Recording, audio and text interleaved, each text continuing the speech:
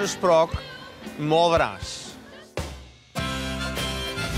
De beulen ervoor. Hey, goed. Deze.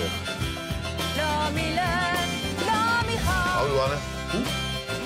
Mijn dorp aan het kanaal. Hij heeft roetdreugen.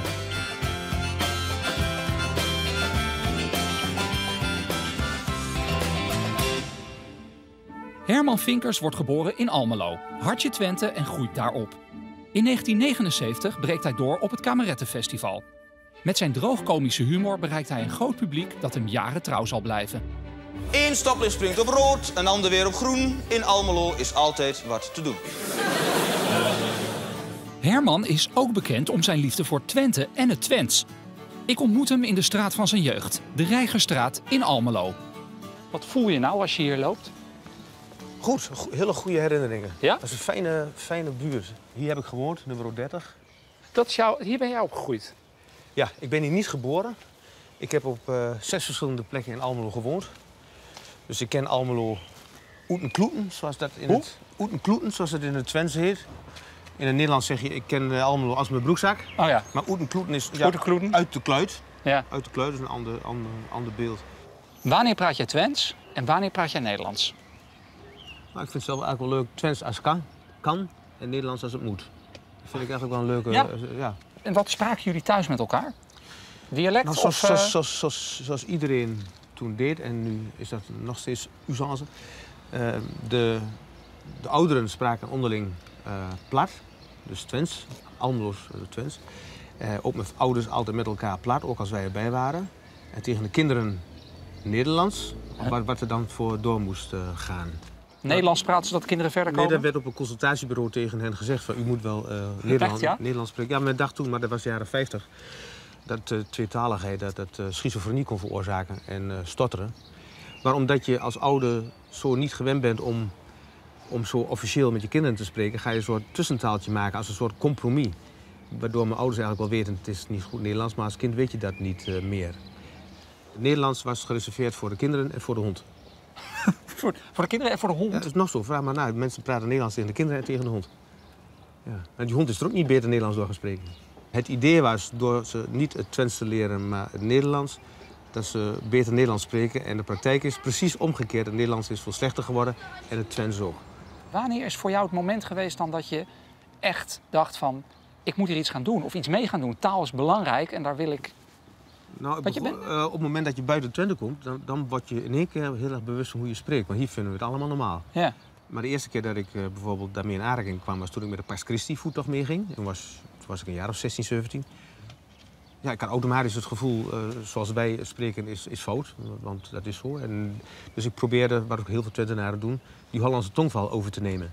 Dus ik ga zo zitten lopen en praten en kopen en geven en zo. Totdat de jongen uit Rotterdam tegen me zei, wat zit je nou dom te lullen? Waarom zit je ons na te doen? Wil je erbij horen of zo? Praat dan gewoon met je eigen accent. Oh, echt? Ik vond het toen niet leuk om te horen, maar ik ben hem nog altijd ontzettend dankbaar. Want heb ik onmiddellijk gezegd, inderdaad, je moet gewoon je eigen accent houden. In Hermans jeugd was men nog bang dat een kind van het leren van twee talen, Nederlands en Twents, schizofreen kon worden. Maar ze leerde daardoor alleen maar slecht Twents en slecht Nederlands. Hoe wordt er tegenwoordig gedacht over tweetaligheid? In Utrecht is Jacomine Nortier universitair hoofddocent taalkunde. Zij kan mij vertellen of het verstandig is kinderen op te voeden in zowel dialect als Nederlands.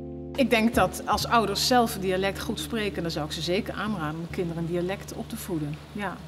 Ik denk wel dat het belangrijk is om zo vroeg mogelijk te beginnen met de andere taal. Kinderen kunnen juist op heel jonge leeftijd ontzettend goed meerdere talen tegelijk leren. En of die taal nou Zeeuws is, of Turks, of Swahili of Nederlands, dat maakt niet uit. Het voordeel van het gebruik van dialect door ouders, dat is dat kinderen een aanbod krijgen in een taal die de ouders goed spreken. En dat ze daardoor die taal goed leren spreken, maar ook hun cognitieve ontwikkeling profiteert daarvan. Het allerbelangrijkste is dat ouders tegen hun kinderen een taal praten waarin ze zich ontzettend goed kunnen uitdrukken. En geen moeite hoeven doen en niet een verkeerd voorbeeld geven aan kinderen, zodat ze ook nog eens een keertje krom leren praten. Herman Vinkers neemt me mee naar het kerkhof in Almelo. Want als een Twentenaar sterft, sterft een stukje Twents volgens Herman. En als kinderen het dialect van hun ouders niet meer meekrijgen, is het straks met alle dialecten en streektalen gedaan. nu staan we hier op Kerkhof, dus je kunt zeggen van gaan we nu dat Twents maar mooi laten uitsterven, want dat is de tijd. Kan heel goed, misschien is het ook helemaal niet zo erg dat het verdwijnt. Nou, daar ben ik het trouwens niet mee eens. Ik wou zeggen, ben hoor ik je het helemaal zelf praten, niet mee eens. Nee. Maar het gaat me niet om het behouden van iets, of om de nostalgie, of het is gezellig of het is gemoedelijk. Het gaat me erom dat taal is zo belangrijk. Taal. En zoals wij hier met taal zijn omgegaan, is het taalbewustzijn bij ons heel erg gedaald.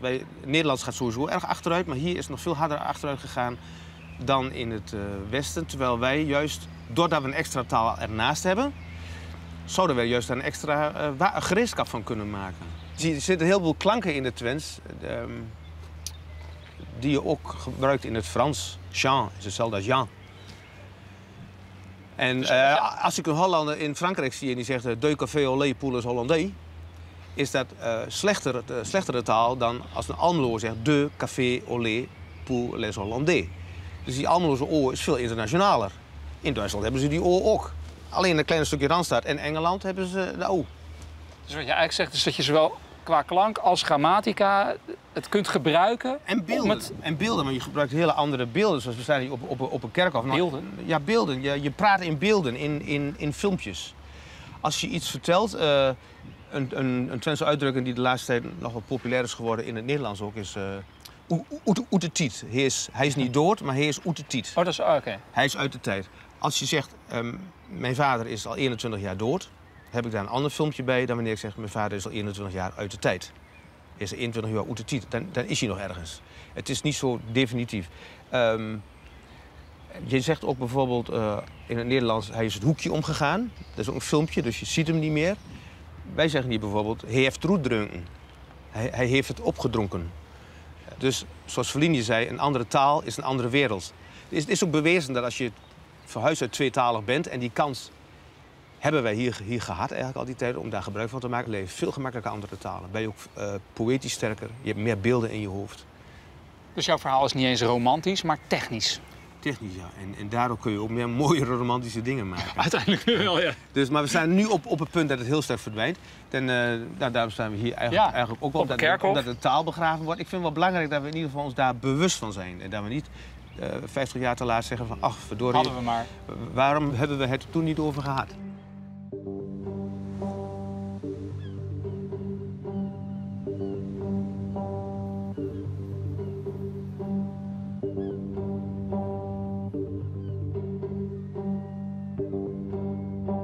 Ik ben op weg naar een plek waar het dialect zeker niet aan het uitsterven is. Waar het dialect echt de toekomst heeft.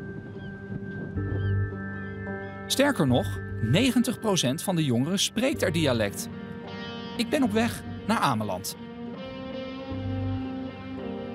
De leerlingen van de burgemeester Walda School willen me wel een lesje Amelands geven.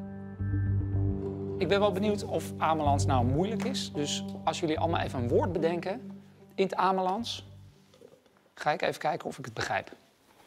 Avanceren. Hoe? Avanceren. Avanceren. Beschadigen. Nee. Ja, ik denk dan averij, weet ik veel. Nee, wat is het? Opschieten. Avanceren en opschieten. Ja. Okay. Knibbel. Knibbel. Knibbelen, knagen, eten. Dat is knie. Dat is een knie. Oké, een knibbel. Ja. Aankruipen. Aankruipen. Ja.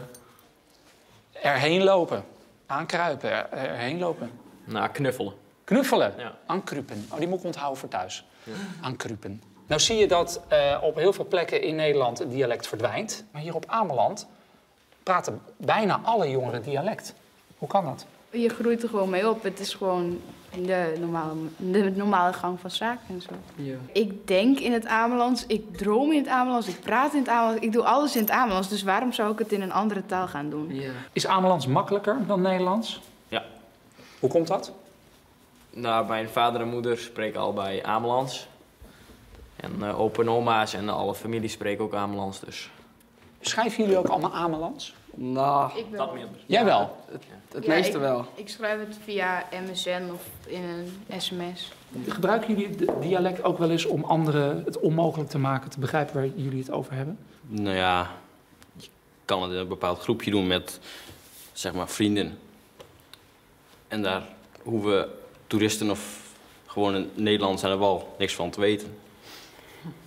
Jullie eigen taaltje. Ja.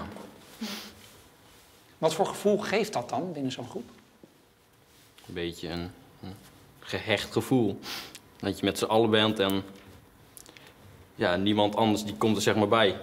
Hoe belangrijk is het dat het Amelands bewaard wordt? Het kan niet weggaan. Het is al zo oud en ja, het verandert natuurlijk wel, want het Nederlands verandert ook elke dag nog. Maar ja, het hoort gewoon bij het eiland en we moeten het gewoon blijven praten, vind ik.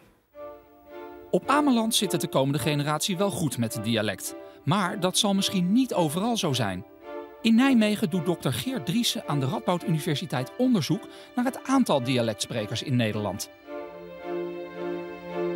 Het aantal kinderen dat dialect spreekt neemt flink af. Dit is de situatie voor Nederland als geheel. Dan zie je dat in 1995 ongeveer 25% van de ouders onderling nog een streektaal of dialect spreken, terwijl in 2011 dat gedaald is tot 10%.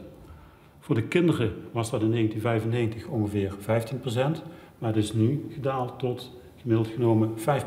Nou, een streektaal of een dialect is typisch iets wat gebruikt wordt in een bepaalde streek of een bepaald dorp. En mensen zijn tegenwoordig zowel fysiek als virtueel veel mobieler geworden. Dus die gaan over die grenzen van het dorp of de streek heen. En dan heb je gewoon niet zoveel aan het spreken van een lokaal dialect. En ook via het gebruik van de social media zie je dat het Engels veel belangrijker wordt dan bijvoorbeeld een dialect of streektaal. Ik verwacht dat over een jaar of 25 dat het gebruik van het dialect alleen nog maar onder de wat oudere generatie gebruikt gaat worden. Want de huidige generatie van kinderen, jeugdigen, die spreken zelf al vaak geen dialect of streektaal meer. Over een jaar of 50 heb je één taal op de wereld, het Engels. Het gaat dus niet overal in Nederland goed met het dialect. Steeds minder mensen spreken het. Maar het is een genot om te luisteren naar mensen die wel een dialect spreken. Zoals aan de koffietafel bij Herman Vinkers. Ook al versta ik er weinig van. De jongens en de mix, ja. Hier niet. Nee, hier is wel duidelijk verschil. Maar ik mangs met in knop komen. Ja, toen, maar dat had ik eerst. Dan dacht ik, waar heb ze dat nou ook? Nee, dat ken je niet. Mensen. Maar ik ken het woord dan wat ik ook niet. Merkers waar. Nee, mix. Hier is al volop in de ja, Herman, kun je even voorstellen met wie hier zit? Dus dan beginnen we op zoek met de dame. Ja. Dat is mijn buurvrouw, Ria Wieverink. Bert Groothengel ken ik van de Kring voor de Tweede Spraak en van Verdeense Instituut. Heb ik met de Bibelvertaling van Anne van der Meen. Dus Jan Riesewiek, dat is mijn broer van Jongeleu en Alle Grond. Hebben jullie kinderen? Ja hoor. Ja. En één dochter? 2 zoons. 2 zoons? En 2 jongskes. 2 jongskes. En die leren jullie ook dialect, neem ik aan dan? Nou, mijn dochter is 26 of 24, 26. En, maar dat heb ik, toen ik klein was, heb ik geen platte geleerd, geen dialecten geleerd. Ik was in de veronderstelling van, ja, geen deur dat was dat punt 1, geen deur dat. En ik geloof niet dat je erover nagedacht hebt, want het was leur die door want het kon wel eens heel slecht zijn voor de ontwikkeling van zo'n kind. En dat geldt voor jou ook, Ria? Ja, nou, mijn zoons zijn al iets ouder, maar de kinderen zeggen zelf van, maar jij je moet Nederlands praten. Weet je wel, dat accent, dat horen ze wel.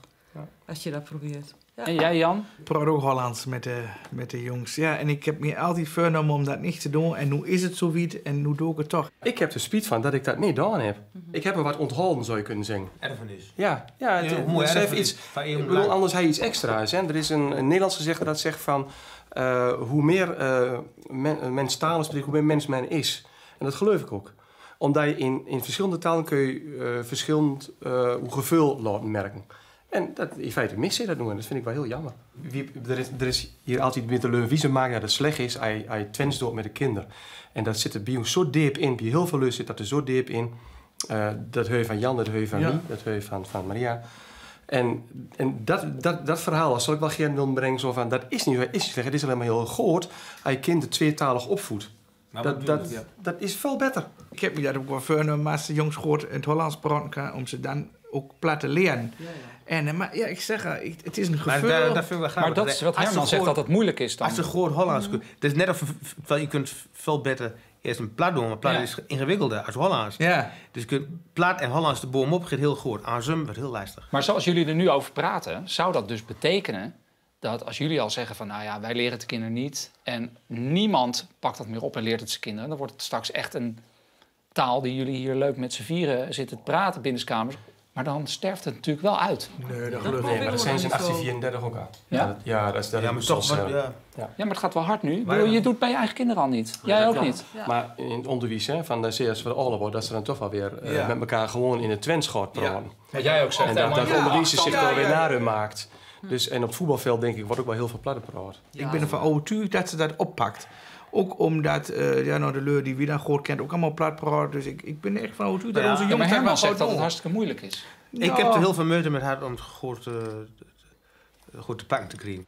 Herman en Bert, jullie zijn ook betrokken geweest bij een boekje over de Twentse spelling. Ja, dat klopt. We hebben hier 2 jaar met de gang geweest, hoor. Nu op die Twentse spelling, zeg maar. Met als doel?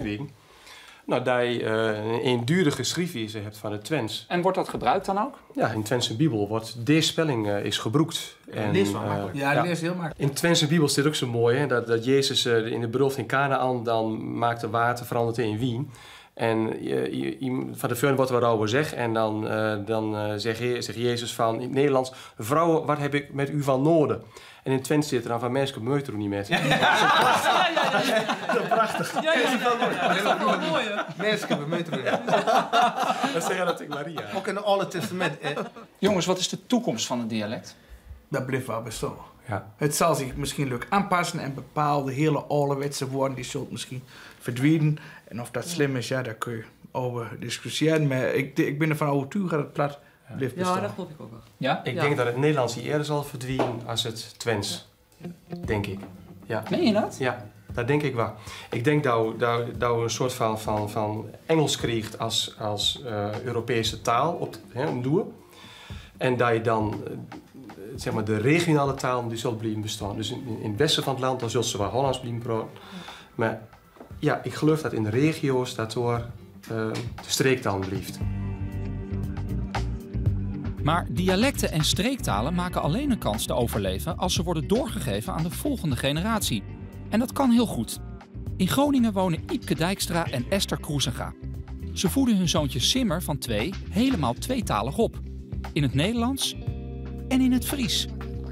Ja, hoe heet de bollen is? Hé, maar hoe heet de bollen, hè? Simmer, wil je Heidi even de stier geven? Ja. Waar is de bollen dan? Daar. Ik wil graag dat hij in het Fries wordt opgevoed, omdat dat voor mij... Fries is gewoon de taal van mijn gevoel en daar gaat het uiteindelijk om. Ik praat Nederlands met Simmer. Ik kom oorspronkelijk uit Drenthe. Ik kan ook niet echt plat Drents, kan ik niet. Dat heb ik vroeger niet geleerd. Dus bij ons thuis werd Nederlands gesproken. Waar is Heid? Ja. En waar is mama dan? Is mama erin? Hup. Ja. Toen ik vader werd, heb ik bewust gekozen om Heid genoemd te worden. Want mijn vader is ook Heid, dus voor mij hoort dat bij het vadergevoel. Ja. Simmer noemt mij geen mem.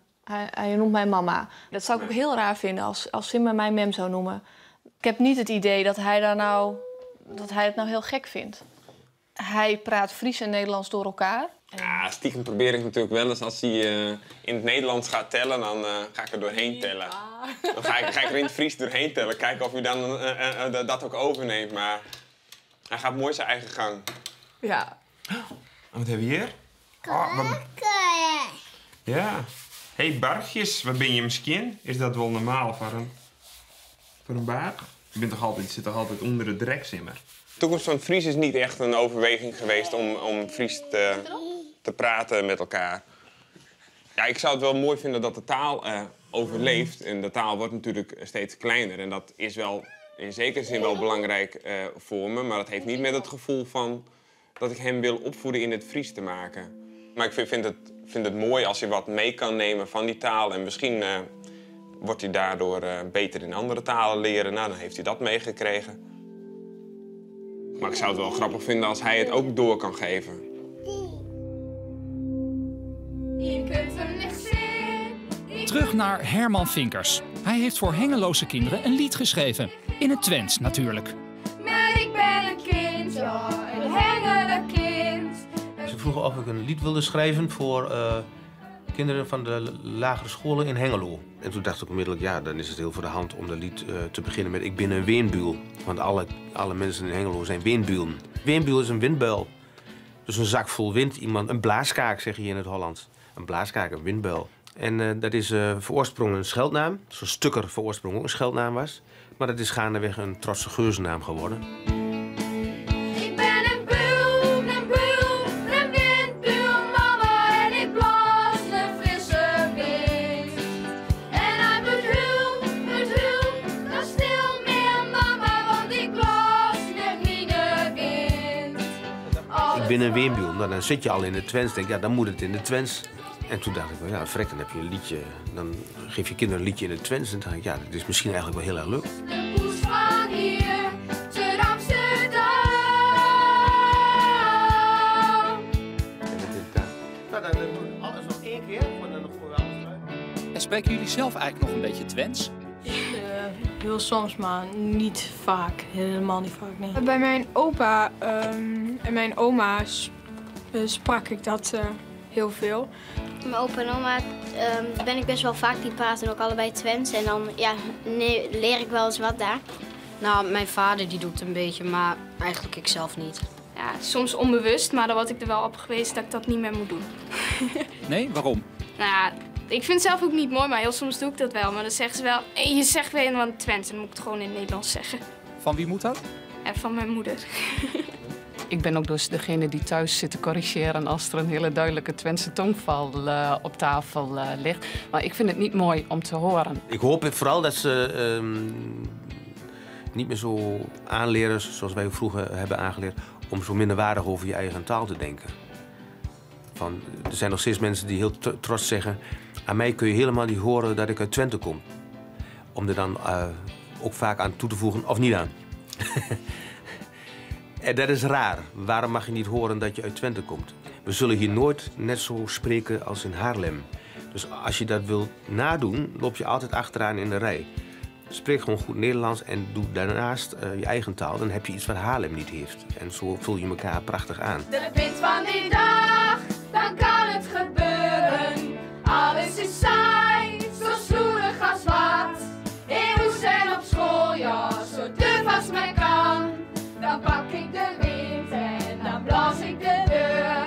En alles is fris weer en alles krijgt kleur. Ik ben een buil, een windbuil, mama, en ik blaas de frisse wind. En hij moet huil, dan stil meer mama, want ik blaas met mine wind. Alles hangt heel niet van hier, zo wie als kan. Ik heb een poes van hier, te Amsterdam.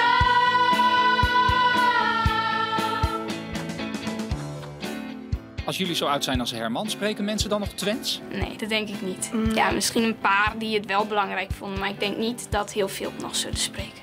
Ja, ik denk het wel, juist wel, want het wordt wel doorgegeven van generatie op generatie, denk ik. Dus. Jij zou het je kinderen wel leren? Ik zou het mijn kinderen wel leren, ja. Ik kan me niet voorstellen dat ik het niet zou doen. Maar als ik gewoon nogmaals zie hoe het in de praktijk gaat,